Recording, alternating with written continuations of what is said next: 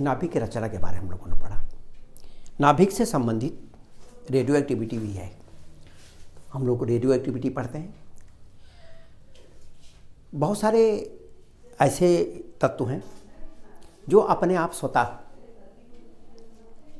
कुछ ना कुछ विकिरण को बाहर उत्सर्जित करते रहते हैं, निकालते रहते हैं। अदृश्य विकिरण जो उनसे निकलते रहते हैं उन्हें ही हम रेडियो सक्रिय विकिरण कहते हैं और इस घटना को रेडियो सक्रियता कहते हैं। इसमें आपका यूरेनियम है, पोलोनियम है, रेडियम है, थोरियम है, एक्टिनियम है, ऐसे बहुत सारे तत्व हैं जिनको हम रेडियो एक्टिव पदार्थ कहते हैं। क्यों? क्योंकि उनमें अपने आप बहुत सारी अदृश्य किरणें निकलती रहती हैं। अब ये जो अदृश्य किरणें निकलती रहती हैं ये वास्तव में उसके नाभिक से निकलती रहती हैं, इसीलिए इसको हम नाभिकीय प्रक्रिया कहते हैं। कोई परमाणु है, परमाणु से भी विकिरण निकलते हैं। जब इलेक्ट्रॉन एक ऊर्जा स्तर से दूसरे ऊर्जा स्तर में जाता है, संक्रमण करता है, उच्च ऊर्जा स्तर से निम्न ऊर्जा स्तर की तरफ आता है, तो भी वो विकिरण निकलता है, विद्युत चुम्बकीय तरंग निकलता है। लेकिन वो विद्युत चुम्बकीय तरंगें जो निकलती हैं उस पर हमारा नियंत्रण रहता है, यानी विकिरण की जो ऊर्जा है वो बदलती है। और इसके अलावा जो भी विकिरण निकलते हैं वो बंद हो सकते हैं, निकल सकते हैं। लेकिन ये जो विकिरण हैं जो नाभिक से निकल रहे हैं इनके ऊपर हमारा कोई भी नियंत्रण नहीं है। ये नाभिकीय प्रक्रिया है। किसी भी प्रकार का दबाव या रासायनिक क्रिया इसके विकिरण के दर में परिवर्तन नहीं कर सकती, क्योंकि जो दबाव है या रासायनिक क्रियाएं हैं ये बहुत ही कम ऊर्जा की क्रियाएं हैं। लगभग 1 से लेकर 2 इलेक्ट्रॉन वोल्ट ऊर्जा की क्रियाएं हैं। लेकिन जो ये रेडियो एक्टिविटी है इससे निकलने वाले जो विकिरण है, ये जो घटना घट रही है, ये मिलियन इलेक्ट्रॉन वोल्ट इसकी ऊर्जा होती है, लाखों इलेक्ट्रॉन वोल्ट ऊर्जा। तो इसलिए ये रासायनिक क्रिया या दबाव इसको प्रभावित नहीं कर सकते। और इसलिए हम कहते हैं कि रेडियो एक्टिविटी एक नाभिकीय प्रक्रिया है। और इस रेडियो एक्टिविटी में बहुत सारे तत्व, for example uranium, polonium, radium, thorium, actinium आदि से अपने आप स्वतः अदृश्य किरणें निकलती रहती हैं। इसी घटना को हम रेडियो एक्टिविटी, निकलने वाले इन विकिरणों को रेडियो एक्टिव विकिरण कहते हैं। अब ये जो रेडियो एक्टिव विकिरण हैं इसको रदरफोर्ड ने 3 प्रकार के विकिरणों का 3 विकिरण इसमें से देखे और उनके 3 नाम दिए। एक प्रकार के विकिरण को अल्फा, दूसरे को बीटा और तीसरे को गामा किरणें कहते हैं। ये अल्फा और बीटा किसी एक ही तत्व से साथ साथ नहीं निकलते। जिसमें से अल्फा निकल रहा होगा उसमें से बीटा नहीं निकल रहा होगा। अगर किसी में से बीटा निकल रहा है तो उसमें से अल्फा नहीं निकल रहा है, यानी अल्फा और बीटा एक साथ नहीं निकलते। लेकिन जो गामा है वो अल्फा के साथ भी निकल सकता है और बीटा के साथ भी निकल सकता है। तो इसलिए तीनों प्रकार के जो विकिरण हैं इनका उत्सर्जन किसी भी रेडियो एक्टिव नाभिक से होता है और ये जो उत्सर्जन है उसमें ये अल्फा और बीटा अलग अलग तत्वों की नाभियों से निकलते हैं। अब ये जो अल्फा और बीटा और गामा, ये 3 प्रकार के जो विकिरण हैं, वास्तव में आगे चलकर पता लगा कि अल्फा और बीटा ये किरणें नहीं हैं, ये कण हैं। अल्फा बड़ा कण है, अर्थात ये हीलियम तत्व का नाभिक है। हीलियम के 2 जो बाहर इलेक्ट्रॉन घूमते रहते हैं उनको अगर निकाल दें तो जो नाभिक उसका बचता है 2He4 वो अल्फा है। और इसलिए अल्फा के लिए हम 2He4 लिखते हैं क्योंकि ये सूत्र तो नाभिक का ही है, ये उसका द्रव्यमान है, इसमें प्रोटॉनों की संख्या है, यानी ये उसका एटॉमिक नंबर है या उसका एटॉमिक ये मास नंबर है। इसी तरह से जो बीटा है वो भी एक कण है। वो है क्या? वो इलेक्ट्रॉन है, फास्ट मूविंग इलेक्ट्रॉन, अधिकतम ऊर्जा का इलेक्ट्रॉन है। अब प्रश्न ये आता है कि ये इलेक्ट्रॉन है तो ठीक वैसा ही इलेक्ट्रॉन होगा जैसा किसी परमाणु में होता है, लेकिन ऐसा नहीं है। परमाणु का जो इलेक्ट्रॉन होता है वो नाभिक के बाहर चक्कर लगाता रहता है और उसकी ऊर्जा कुछ इलेक्ट्रॉन वोल्ट की होती है, एक या दो इलेक्ट्रॉन वोल्ट की। लेकिन ये जो बीटा किरणें हैं ये नाभिक के अंदर से आती है और इसलिए इनकी ऊर्जा मिलियन इलेक्ट्रॉन वोल्ट में होती है। तो ये इलेक्ट्रॉन नाभिक से जो निकलते हैं, बीटा किरणें नाभिक से जो निकलती हैं, इसके पहले के चैप्टर हम लोगों ने पढ़ा था कि नाभिक में इलेक्ट्रॉन नहीं हो सकता,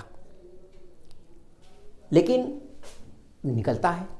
तो ये नाभिक होता नहीं है वहाँ पर नाभिक में इलेक्ट्रॉन होता नहीं है। ये प्रोटॉन जो उसका न्यूट्रॉन है वो बदल जाता है प्रोटॉन में, और इसीलिए तो एटॉमिक वेट तो बराबर रहता है, न्यूट्रॉन प्रोटॉन में बदल जाए या प्रोटॉन न्यूट्रॉन में बदल जाए, लेकिन उसमें से इलेक्ट्रॉन बाहर निकल जाता है।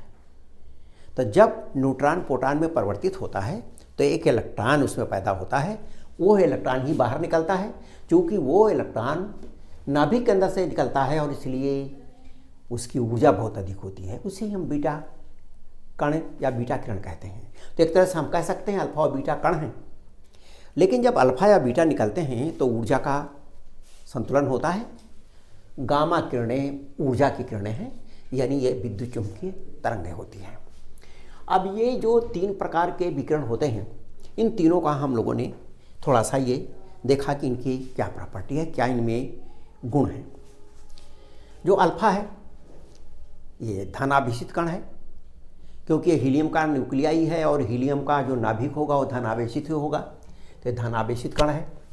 इसका द्रव्यमान 6.645 × 10⁻27 किलोग्राम है, क्योंकि ये हीलियम का नाभिक है और इतना ही उसका द्रव्यमान होता है।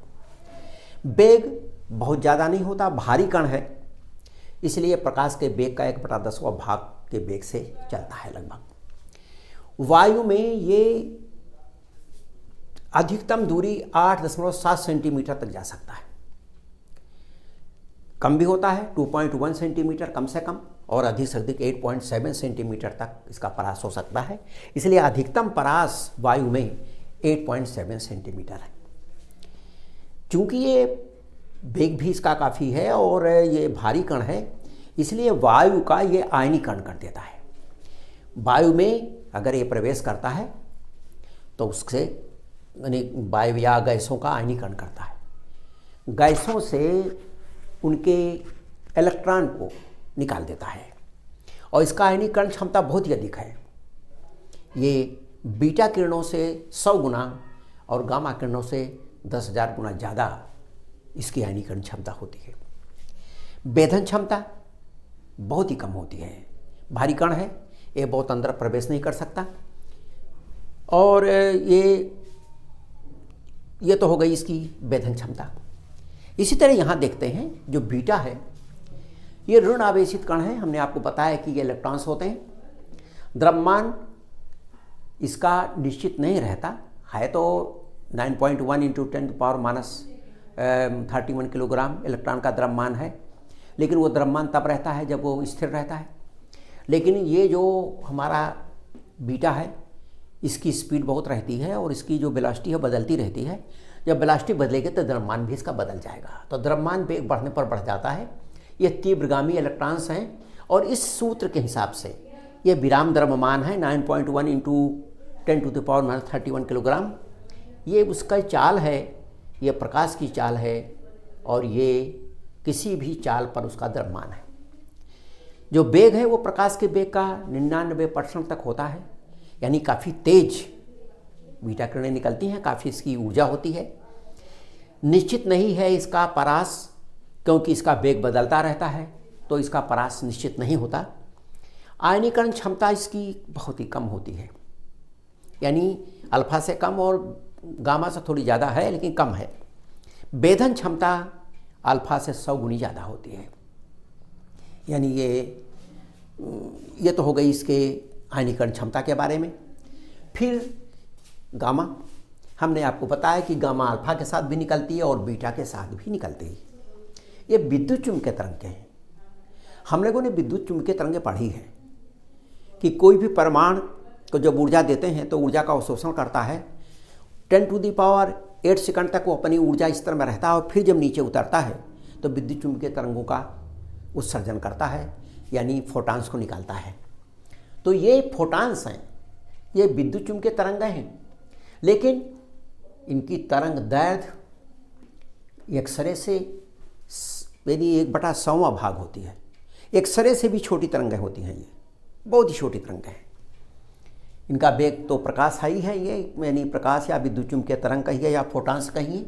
इसकी चाल निर्वात में 3 × 10⁸ मीटर/सेकंड होता है। आयनीकरण क्षमता न्यूनतम होती है क्योंकि ये ऊर्जा के फोटॉन्स हैं।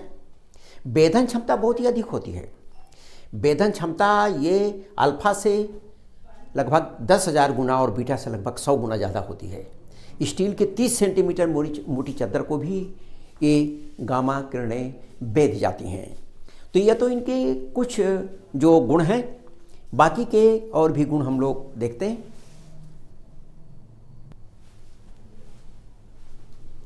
अब हम लोगों ने 6 उदाहरण देखे थे। 7वां यह है कि बेरियम प्लेटिनम साइनाइड और जिंक सल्फाइड पर यह प्रतिदीप्ति पैदा करती है। यानी अल्फा कण जब जिंक सल्फाइड के पर्दे पर पड़ती हैं या बेरियम प्लेटिनम साइनाइड के पर्दे पर पड़ती है तो सिंटिलेशन यानी चमक तारे की तरह से चमकते हैं। तारा टकराया अल्फा तो वहाँ पर चमका। तो इस तरह से चमक को देख देख के हम अंदाज भी लगा सकते हैं कि कितने अल्फा कण टकराए। तो उस पर ये प्रतिदीप्ति पैदा करती है। प्रतिदीप्ति पैदा करने का मतलब टकराने पर प्रकाश उत्पन्न करना। ये भी प्रतिदीप्ति पैदा करती हैं, बीटा भी, और गामा किरणें भी प्रतिदीप्ति पैदा करती हैं, प्रकाश पैदा करती हैं। ये गामा किरणें दिखाई नहीं देती, लेकिन जब ये बेरियम प्लेटिनम साइनाइड या जिंक सल्फाइड के पर्दे पड़ती है तो चमकता है। यहाँ पर जो फोटो फिल्म है उसको ये प्रभावित करती हैं। अर्थात फोटो फिल्म पर जैसे प्रकाश में फोटो फिल्म को खोल दें तो काला हो जाएगा, वैसे ये फोटो फिल्म को प्रभावित करती हैं, उस पर रासायनिक क्रिया करती हैं। ये भी फोटो फिल्म को प्रभावित करती हैं, उस पर रासायनिक क्रिया करती हैं। और गामा किरणें भी फोटो फिल्म को प्रभावित करती हैं और उस पर रासायनिक क्रिया करती हैं। यहाँ पर हम लोगों ने ये देखा कि ये इनके कुछ गुण हैं। इससे ये बात तो स्पष्ट हो गई कि इसमें अल्फा और बीटा कण हैं जो नाभिक से निकलते रहते हैं और गामा ऊर्जा की तरंग हैं। हमने अभी आपको बताया कि वास्तव में एक्सरे से ये छोटी तरंगें हैं। इतनी इनके पास ऊर्जा होती है कि ये 30 सेंटीमीटर मोटी लोहे की चादर को भी ये बेच जाती हैं। इनकी इतनी ताकत होती है। तो अब ये अंतर वास्तव में हुआ क्या? अभी अभी हमने आपको बताया कि एक होता है नाभिक, इस नाभिक के अंदर से गामा किरणें निकलती है, जहाँ पर प्रोटॉन्स हैं और न्यूट्रॉन्स हैं, यहाँ से निकलती हैं गामा किरणें। इतनी कम जगह से गामा किरणें निकलती हैं, इनकी ऊर्जा बहुत होती है, यानी इनको ऊर्जा मिलियन इलेक्ट्रॉन वोल्ट में होती है। लेकिन जो एक्सरेज निकलती हैं वो जो बाहर का ऊर्जा स्तर है, हमने आपको ऊर्जा स्तर बताया है कि ये जो ऊर्जा स्तर परमाणु के ऊर्जा स्तर हैं, परमाणु के विभिन्न धातुओं के अलग अलग या विभिन्न पदार्थों के परमाणुओं के अलग अलग ऊर्जा स्तर हैं। तो इन ऊर्जा स्तरों में संक्रमण से, मान लिया यहाँ से यहाँ आया तो जो इसके पास ऊर्जा होगी वो प्रकाश निकल जाएगा, अगर यहाँ से यहाँ आएगा तो ऊर्जा निकल जाएगा। ये परमाणुओं के ऊर्जा स्तरों से निकलने वाली ऊर्जा है, ये एक्सरेज हैं। यानी एक्सरे की जो ऊर्जा होती है वो कुछ इलेक्ट्रॉन वोल्ट में रहती है, जबकि उसकी ऊर्जा मिलियन इलेक्ट्रॉन वोल्ट में रहती है। तो सबसे बड़ा अंतर एक्सरे में और गामा रे में ये है कि गामा रे नाभिक से उत्सर्जित होती हैं, ये नाभिक में पैदा होती हैं, जबकि एक्सरेज परमाणु के ऊर्जा स्तरों में संक्रमण के कारण पैदा होते हैं। ये ऊर्जा स्तरों में संक्रमण एक ऊर्जा स्तर से दूसरे ऊर्जा स्तर में जब परमाणु जाता है तो उसके पास जो एक्स्ट्रा ऊर्जा होती है उसको वो विद्युत चुम्बकीय तरंगों के रूप में बाहर निकालता है। तो एक्सरे इस तरह से पैदा होती है, जबकि गामा किरण इस तरह से पैदा होती है। एक बात यहाँ ध्यान देने की है, एक्सरे को पैदा करने के लिए हमको इस परमाणु पर ऊर्जा देनी पड़ेगी, परमाणु ऊर्जित अवस्था में जाएगा, फिर लौटेगा तो एक्सरे को पैदा करेगा। लेकिन ये गामा किरणों के लिए हमको पैदा नहीं करना पड़ता, ये तो स्वतः से ही निकलती रहती हैं। यानी ये जो रेडियो सक्रियता की प्रक्रिया है ये स्वतः है, स्पॉन्टेनियस है, अपने आप होती रहती है। इस पर हमारा कोई नियंत्रण नहीं है। हम न इसको बढ़ा सकते हैं ना इसको हम घटा सकते हैं। इसलिए हम कहते हैं रेडियो एक्टिविटी पर हमारा कोई नियंत्रण नहीं है। ना तो हम उस पदार्थ को द्रव बना दें उससे बदलेगा, ना उसको हम भाप बना दें उससे उसकी दर को प्रभावित कर सकते हैं, ना उसका रासायनिक क्रिया करके कोई साल्ट बना दें उससे प्रभावित कर सकते हैं। किसी तरह का भी कोई उसके ऊपर प्रभाव नहीं है। क्यों?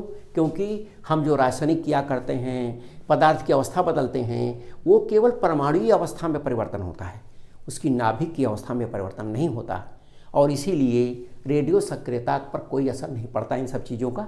इसीलिए हम कहते हैं कि रेडियो सक्रियता नाभिक की प्रक्रिया है, नाभि में होती रहती है। यहाँ पर हमने देखा कि अल्फा और बीटा दो कण हैं जो निकलते रहते हैं। कोई भी नाभिक है, इस नाभिक से मान लिया अल्फा निकल गया, तो निश्चित रूप से जब अल्फा निकलेगा तो दो तो उसमें से प्रोटॉन निकल जाएगा और दो न्यूट्रॉन निकल जाएगा, यानी 4 द्रव्यमान निकल जाएगा। तो जो नाभिक होगा, जो कुछ भी होगा, उसमें एटॉमिक नंबर भी उसका बदल गया और उसका मास नंबर, द्रव्यमान संख्या भी बदल गई। और पदार्थ अलग अलग इसलिए होते हैं क्योंकि उनका एटॉमिक नंबर, द्रव्यमान संख्या और ये परमाणु यानी जो परमाणु संख्या है और द्रव्यमान संख्या दोनों अलग अलग रहते हैं। हाइड्रोजन हीलियम से इसलिए अलग अलग है क्योंकि उनके दोनों के मास नंबर और एटॉमिक नंबर अलग अलग है, इसीलिए अलग अलग है। तो जब ये इतना निकल गया, इसका मतलब जो ये नाभिक था, जो ये तत्व था, अब वो नहीं रहा, ये पे कुछ और हो गया। उदाहरण के तौर पर मान लीजिए ये कोई भी तत्व यक्स है, तो इसका कोई ना कोई ये प्रोटॉनों की संख्या होगी और यहाँ पर ये होगा, और इसमें से जब ये निकल जाएगा तो हमें जो मिलने वाला है वो क्या मिलेगा? वो Z में से 2 घट जाएगा, यानी मान लीजिए Y हमको मिलता है तो यहाँ हो जाएगा Z-2 और ये हो जाएगा A-4। निश्चित रूप से ये दूसरी नाभि है, अर्थात दूसरा तत्व है, ये दूसरा तत्व है। इसीलिए अगर किसी भी रेडियो सक्रिय पदार्थ को आप किसी बर्तन में रख दें और इसको चुंबकीय क्षेत्र में और विद्युतीय क्षेत्र में रख दें, ये चुंबकीय क्षेत्र है और ये विद्युतीय क्षेत्र है, तो इसमें से कुछ किरणें इधर को मुड़ती हुई दिखाई पड़ेंगी, कुछ किरणें इधर को मुड़ती हुई दिखाई पड़ेंगी, कुछ सीधी निकल जाएंगी। तो प्रश्न ये आता है कि जब एक पदार्थ से एक ही प्रकार का या तो अल्फा निकलेगा या बीटा निकलेगा, गामा तो दोनों के साथ निकल सकता है, तो फिर ये इस तरह से क्यों किरणें हमको मिलती हैं कि अल्फा भी मिल रही, बीटा भी मिल रही? वास्तव में जब ये पदार्थ से अल्फा निकला तो ये बदल गया, पदार्थ कुछ और बना। लेकिन जब कुछ और बन गया और रेडियो सक्रिय अगर पदार्थ है तो कोई आवश्यक नहीं कि अल्फा निकाले, हो सकता है बीटा निकालेगा, तो बीटा भी प्राप्त होगा। आगे चल करके मान लिया अल्फा निकाला, फिर अल्फा प्राप्त होगा। इसीलिए जब किसी भी रेडियो सक्रिय पदार्थ को आप इस तरह से व्यवस्था बना के रखते हैं तो उसमें अल्फा बीटा ये लगातार मिलती रहती है। तो एक ही पदार्थ से नहीं निकलती रहती है, पदार्थ परिवर्तित होता रहता है और इसीलिए उससे निकलने वाली जो रेडियो सक्रिय किरणें हैं वो भी बदलती रहती है। अब यहाँ पर हम देख रहे हैं कि जो रेडियो सक्रिय पदार्थ हैं उनसे जब अल्फा बीटा और गामा ये निकल जाते हैं तो होता क्या है उसका कुछ हिस्सा टूट के निकल जाता है। बीटा निकलेगा तो और छोटा हिस्सा टूट के निकल जाएगा। तो किसी भी नाभिक का छोटे छोटे टुकड़ों में टूटने की क्रिया को हम विघटन कहते हैं।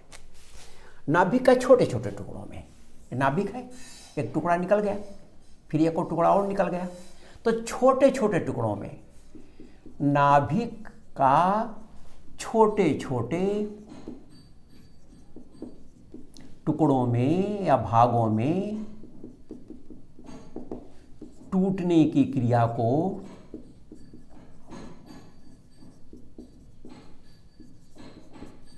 विघटन कहते हैं। विघटन, डिसइंटीग्रेशन, डिसइंटीग्रेशन कहते हैं, विघटन या डिसइंटीग्रेशन कहते हैं, विघटन या डिसइंटीग्रेशन कहते हैं। इसका मतलब हुआ कि यहां पर इस नाभिक का डिसइंटीग्रेशन हो गया, इसका विघटन हो गया। इस बात का ध्यान रखें कि इस जो विघटन हो रहा है, इस विघटन में यहाँ अल्फा निकल रहा है, हो सकता है यहाँ बीटा निकले, तो कुछ भी वो निकल सकता है।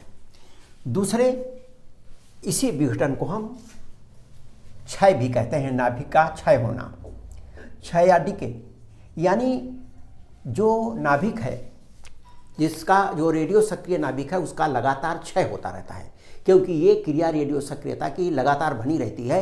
अपने आप स्वतः से ये अल्फा बीटा गामा किरणें अपने आप निकलती रहती है, इसको किसी को निकालने की ज़रूरत नहीं है, इसके लिए कोई व्यवस्था बनाने की ज़रूरत नहीं है। तो इसको कहते हैं नेचुरल डिसइंटीग्रेशन या नेचुरल डीके या क्षय। ये प्राकृतिक विघटन है, प्राकृतिक विघटन है, इसमें हमने कुछ नहीं किया, हमने कोई व्यवस्था नहीं की, ये स्वतः से होता रहता है। तो जो विघटन है वो दो प्रकार का होता है, या नाभिकीय क्षय दो प्रकार का होता है। एक तो प्राकृतिक, जो रेडियो एक्टिविटी है अपने आप हो रही है। दूसरा, हम अल्फा कणों से टक्कर हो गई तो नाभिक में विघटन हो जाता है, वो टूट जाता है, किसी और नाभिक में बदल जाता है, कभी न्यूट्रॉन की बमबारी से टूट जाता है, तो उसको हम कृत्रिम रूप से भी विघटित करते रहते हैं। तो जो ये विघटन है हमारा, डिसइंटीग्रेशन है, ये दो प्रकार का हो सकता है। एक तो हो सकता है प्राकृतिक, जैसा यहाँ हो रहा है, और एक हो सकता है कृत्रिम, जो हम करते रहते हैं, रेडियो सक्रिय पदार्थ बनाते रहते हैं और प्रयोगशाला में अपनी जो मेडिकल हमारे जो दवा के हमारे कारखाने हैं, बहुत सारे रेडियो एक्टिव पदार्थ बनाते हैं जो वहाँ हमारे दवा के काम में आते हैं, और भी दूसरे कामों में आते हैं, कुछ खेती के कामों में आते हैं। तो इस तरह से कृत्रिम विधि का इस्तेमाल भी हम करते रहते हैं डिसइंटीग्रेशन करने के लिए, विघटन करने के लिए, जिससे नए नए प्रकार के पदार्थ जिसकी आवश्यकता है उसे हम बना सकें। अब ये तो हो गया रेडियो सक्रियता के बारे में छोटी सी ये जानकारी। अब प्रश्न ये आता है कि जब ये टूटता रहता है और नए नए पदार्थ बनते रहते हैं, तो किस तरह से ये नया पदार्थ बन जाता है और क्या परिवर्तन इसमें हो जाता है। मुख्य रूप से अल्फा और बीटा दो किरणें निकलती हैं। इसका एक उदाहरण है हमारे पास, जो प्राकृतिक रेडियो सक्रियता है या प्राकृतिक विघटन है। मान लीजिए हमारे पास यूरेनियम 238 है, और यूरेनियम 238 प्राकृतिक रूप से टूटता है तो अल्फा को बाहर निकालता है, तो इसमें से अल्फा बाहर निकल जाएगा। अल्फा का मतलब 2He4 इसमें से बाहर निकल गया। अब 2He4 जब निकल जाएगा तो फिर हमको प्राप्त क्या होगा, यहाँ तो 2 निकला और यहाँ 4 निकला, और ये होता है थोरियम। ये हो गया 90 यहाँ हुआ और 234 यहाँ हुआ। तो जब भी यूरेनियम 238 टूटता है, विघटित होता है, तो टूट करके थोरियम में बदल जाता है। लेकिन ये थोरियम भी रेडियो सक्रिय है, थोरियम भी रेडियो सक्रिय है, और इसलिए थोरियम भी टूट जाता है। 90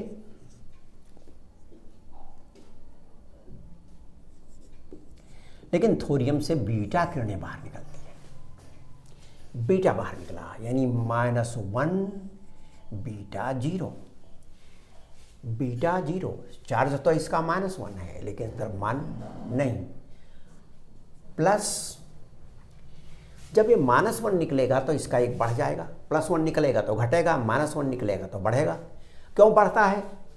जब हम बीटा किरणों की मैकेनिज्म को पढ़ेंगे कि बीटा किरणें क्यों पैदा हो जाती हैं, तो ये चीज़ हमको क्लियर हो जाएगी।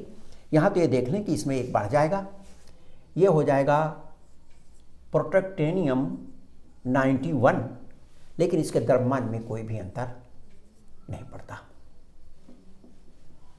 ये 234 ही रहेगा। यहाँ पर एक कण और भी पैदा होता है जिसको कहते हैं एंटी न्यूट्रिनो। ये विराम द्रव्यमान तो इसका 0 है, विराम द्रव्यमान 0 है, लेकिन गतिमान रहता है तो इसका संवेग और द्रव्यमान रहता है। अब ये है हमारा किस प्रकार से प्राकृतिक विघटन होता रहता है। प्राकृतिक विघटन के बारे में रदरफोर्ड और साडी ने एक नियम दिया था जिसे हम कहते हैं रदरफोर्ड और साडी का नियम। रदरफोर्ड और साडी का नियम कहते हैं उसे हम।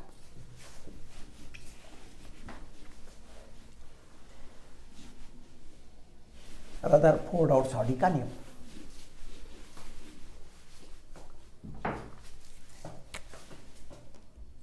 रदरफोर्ड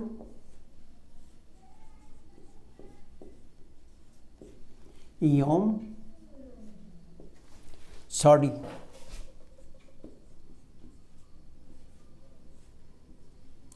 का नियम।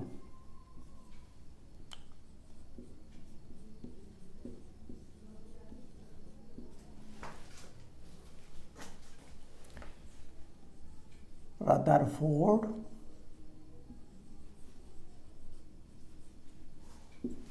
एंड साडी ला।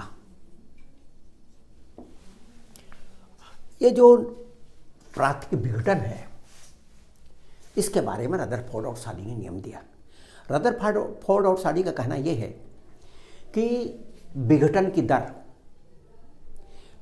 दर जितना नाभिक होगा उसकी अनुक्रमानुपाती होगा। नाभिक ज़्यादा होगा तो विघटन की दर भी ज़्यादा होगी, नाभिक घटते घटते कम होता जाएगा तो विघटन होने की दर भी घटती जाएगी। तो विघटन की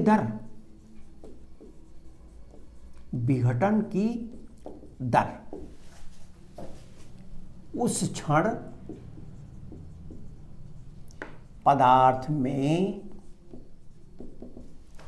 उपस्थित परमाणुओं या नाभियों की संख्या के अनुक्रमानुपाती होता है।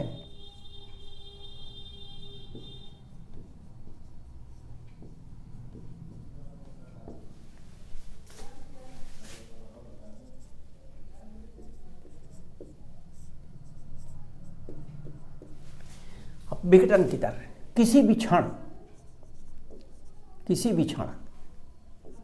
क्योंकि हर प्रत्येक क्षण संख्या बदलती रहेगी, तो किसी क्षण विघटन की दर उस क्षण पदार्थ में उपस्थित परमाणुओं की संख्या के अनुक्रमानुपाती होता है। अर्थात इसका मतलब ये हुआ कि अगर परमाणुओं की संख्या ज़्यादा होगी तो विघटन भी ज़्यादा होगा, परमाणुओं की संख्या कम होगी तो विघटन भी कम होगा।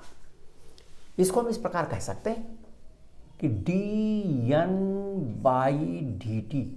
यह है परिवर्तन की दर।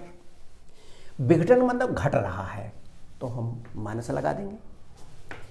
उस समय जितने संख्या उपस्थित होगी परमाणुओं की उसके अनुक्रमानुपाती होगा। ध्यान रखेंगे, उपस्थित परमाणुओं कहिए चाहे उपस्थित नाभियों कहिए, क्योंकि एक परमाणु में एक ही नाभ होती है, एक से ज़्यादा तो होगी नहीं।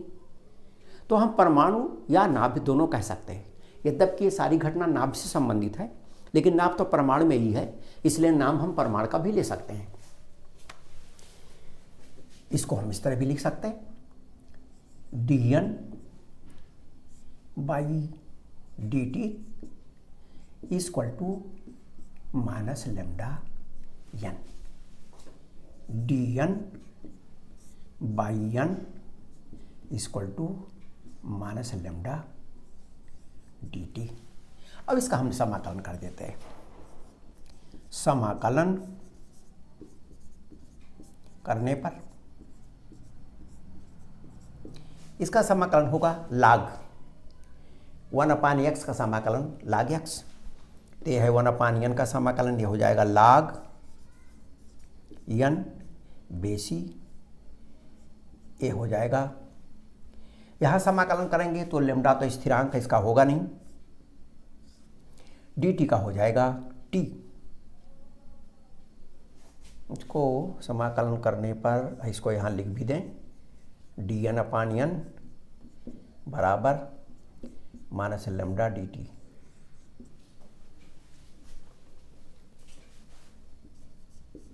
यह log n बराबर माइनस लेमडा dt का हो गया t। और चूंकि समाकलन में कोई ना कोई एक स्थिरांक होना चाहिए, क्योंकि जब उसका अवकलन करेंगे तो इसका स्थिरांक 0 हो जाएगा। हमको ये पता नहीं रहता कि इसमें स्थिरांक है या नहीं है, तो अगर स्थिरांक हम लिख लेते हैं, नहीं होगा तो 0 हो जाएगा, अगर स्थिरांक होगा तो उसकी वैल्यू आ जाएगी। तो मान लिया समाकलन करने पर इसके साथ एक स्थिरांक c है, तो log n बराबर माइनस लेमडा t बराबर प्लस c। t बराबर 0 पर इंस्टेंट प्रारंभ में ही, जब से हमने उसका ऑब्जर्वेशन लेना शुरू किया, ठीक उसी समय उसको t बराबर 0 पर जो संख्या होगी वो पूरी की पूरी होगी, यानी n बराबर n0। हम इसी समय से प्रेक्षण ले रहे हैं, t बराबर 0 और उसमें पूरी की पूरी संख्या रही n0, रख दिया इसमें।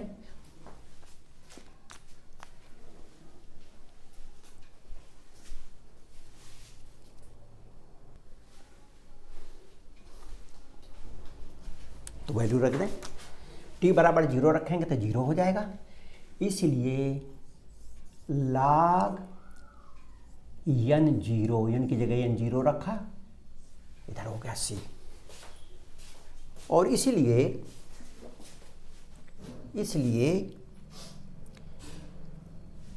log n base e equal to minus lambda T plus log n0 base e, C के जगह पर हमने log n0 रख दिया। अब इसको एक तरफ कर देते हैं, इसलिए log n और ये आ जाएगा तो माइनस हो जाएगा, जब माइनस होगा तो भाग में हो जाएगा, log ये माइनस log n0 अपानी बराबर लेमडा टी, या log n upon n0 equal to minus lambda t. और इसलिए n बराबर इसका आंटी लाग ले लिया, जब आंटी लाग लेंगे तो हो जाएगा n बराबर n0 ऊपर चला जाएगा n0, और इसलिए ये हो जाएगा, यहाँ बेस ही है तो e की पावर हो जाएगा माइनस लेमडा टी। जहाँ लेमडा को हम क्षय नियतांक कहते हैं,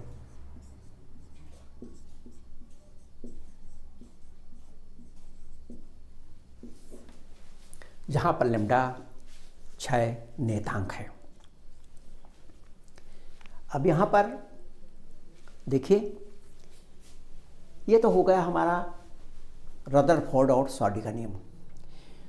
जो विघटन की दर है उसको ही हम रेडियो सक्रिय पदार्थ की सक्रियता भी कहते हैं। रेडियो सक्रिय पदार्थ की सक्रियता विघटन की दर के बराबर होती है। तो विघटन की दर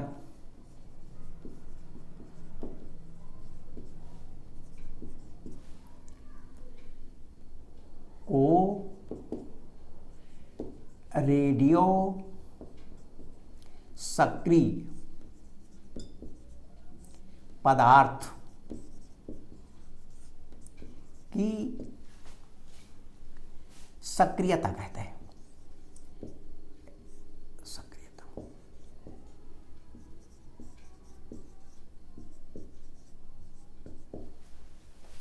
इसका मतलब इसके अनुक्रमानुपाती है, तो ठीक ऐसा ही सूत्र सक्रियता का भी प्राप्त होगा। इसलिए सक्रियता R बराबर R0 e⁻⁻ λt। ये सक्रियता के लिए भी हमको इस तरह का सूत्र प्राप्त होगा, क्योंकि जो विघटन की दर थी वह सक्रियता के बराबर होती है।